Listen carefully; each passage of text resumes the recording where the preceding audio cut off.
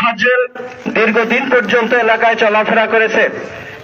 এমন কোন ইতিহাস আমরা দেখতে পাই না যে তোফাজ্জল কোনো মানুষের একটি সম্পদ নষ্ট করেছে, কোন মানুষের একটি সম্পদ অবৈধভাবে তিনি ধরেছেন।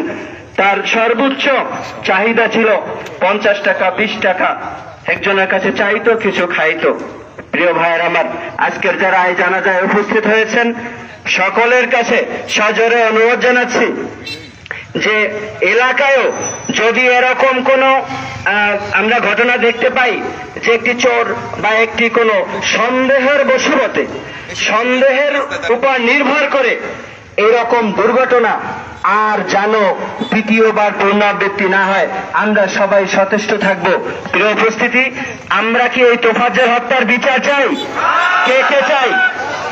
তো আমরা যদি তোফাজ্জল হত্যার বিচার চাই, আমরা যদি বিচার চেয়েই থাকি, তাহলে আমি আপনাদেরকে জোর অনুরোধ জানাবো যে এই জানাজা শেষে আমরা চরদানি বাজারে স্থানে, হোন্ডা স্থানে আমরা একটি মানববন্ধনের আয়োজন করেছি। আমি আশা করব চরদানি সকল মানুষের পক্ষ থেকে আপনাদেরকে অনুরোধ জানাবো যে প্রত্যেকটা মানুষ এই মানববন্ধনে আজকের অংশগ্রহণ করবেন তো ইনশাআল্লাহ। আমরা জানাজা শেষেই দাফন কাজে যারা যাবে তারা ব্যতীত সকল মানুষ আমরা হোন্ডা স্থানে চলে যাব। এখানে যারা আলোচনা করতে পারেন নাই আপনাদেরকে সেখানে আলোচনা করার সুযোগ দেওয়া হবে। সবাই ভালো থাকবেন, ধন্যবাদ। আসসালামু আলাইকুম ওয়া রাহমাতুল্লাহ। সবাই লাইনে যান। আলহামদুলিল্লাহ ওয়া কাফা ওয়া সালামুন আলা ইবাদিহিল্লাযিনা ইসতাফা, আম্মা বাদ। আউযু বিল্লাহি মিনাশ শাইতানির রাজীম। বিসমিল্লাহির রহমানির রহিম। কুল্লু নাফসিন যায়িকাতুল মাউত।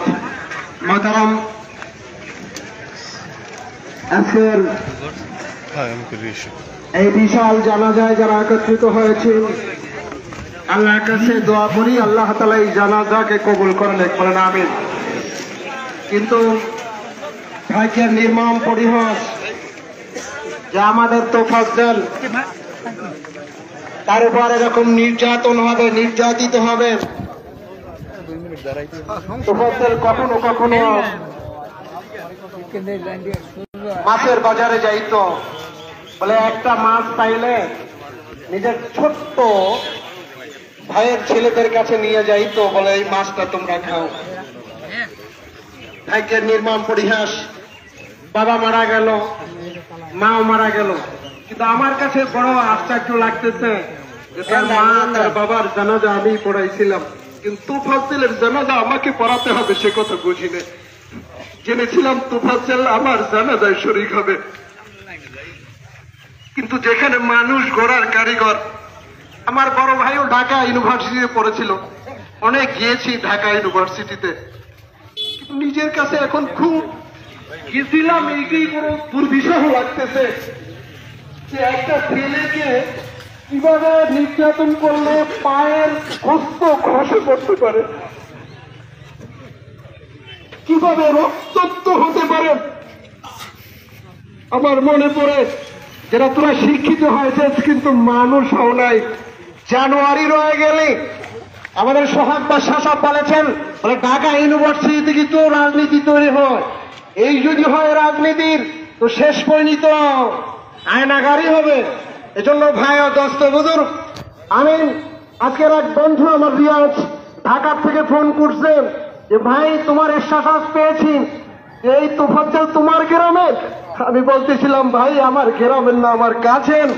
আমার মনে আছে ওর বাবা একসময় দূরে চলে গেছিল, ওরা দুর্বিষহ জীবন যাপন করতো, আমাদের বাড়ি বারবার যাইতো, কিন্তু সে থেকে তোফাজ্জলের জীবনে মনে হয় আর শান্তি হইল না। বলে আমার রিয়াজ বলতেছিল যে ভাই সারা বাংলাদেশে যে চোখের পানি, এই পানিতে হয়তো তোফাজ্জলের জিন্দেগি আল্লাহ তাআলা অনেক বড় করে দেবেন, তোফাজ্জলকে শহীদি মওত আল্লাহ তাআলা দান করবেন। এজন্য সবাই বলেন আমিন। সদ আল্লাহ তোফাজ্জল জীবনে শান্তি পায় নাই, কষ্টই পেয়েছে। ও আরশে আজিমের মালিক, তুমি তাকে জান্নাতের সর্বোচ্চ মাকাম দিয়ে আল্লাহ তাআলা জান্নাতুল ফিরদাউস নসিব করো, তাহলে আমাদের এই কষ্ট, আমাদের রক্তক্ষরণ, আমাদের চোখের পানি একটু হয়তো শান্তি পাবে। আখির দাওয়ানা আলহামদুলিল্লাহি রাব্বিল আলামিন। এখন জানাজা হবে, জানাজার পরেই আমাদের র্যালি হবে। আল্লাহ তাআলা আমাদের জানাজার মধ্যে সকলকে অংশগ্রহণ করার তৌফিক দান করুক। আমাদের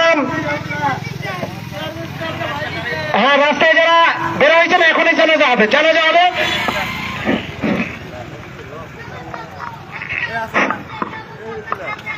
ফরজেকে ভাইয়া জানাজার নামাজ 4 তাকবীরের সাথে আদায় করতেছে। আল্লাহু আকবার।